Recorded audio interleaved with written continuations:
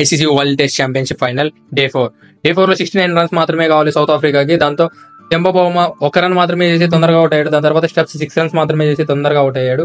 And Markram ఓపికతో 34 runs score చేశాడు ఈ రోజు. అండ్ తను తోడుగా డేవిడ్ బెడింగమ్ 24 రన్స్ స్కోర్ చేశారు లాస్ట్ లో. అండ్ కేలీ 4 రన్స్ స్కోర్ చేసి లాస్ట్ లో అయితే మ్యాచ్ అయితే గెలిచేశారు. ఎట్టకేలగా 28 సంవత్సరాల తర్వాత ఐసీసీ ట్రోఫీ అనేది సౌత్ ఆఫ్రికా వాళ్ళు గెలిచారు. ఎన్ని సంవత్సరాలు వెయిట్ చేశారు. ఎంతో మంది బిగ్ ప్లేయర్స్ ఆడారు వాళ్ళ తరపున.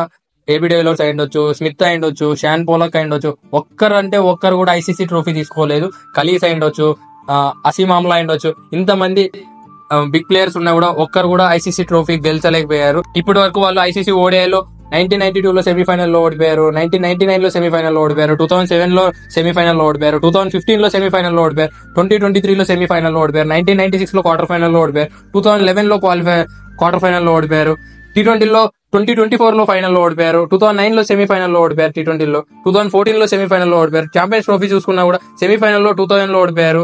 అండ్ 2002 లో సెమీఫైనల్ లో ఓడిపోయారు, 2006 లో సెమీఫైనల్ లో ఓడిపోయారు, 2013 లో కూడా సెమీఫైనల్ లో ఓడిపోయారు, 2025 లో కూడా సెమీఫైనల్ లో ఓడిపోయారు ఛాంపియన్స్ ట్రోఫీలో. ఎట్టకేలకు 28 ఇయర్స్ తర్వాత ఐసీసీ వరల్డ్ టెస్ట్ ఛాంపియన్స్ అయ్యారు సౌత్ ఆఫ్రికా వాళ్ళు.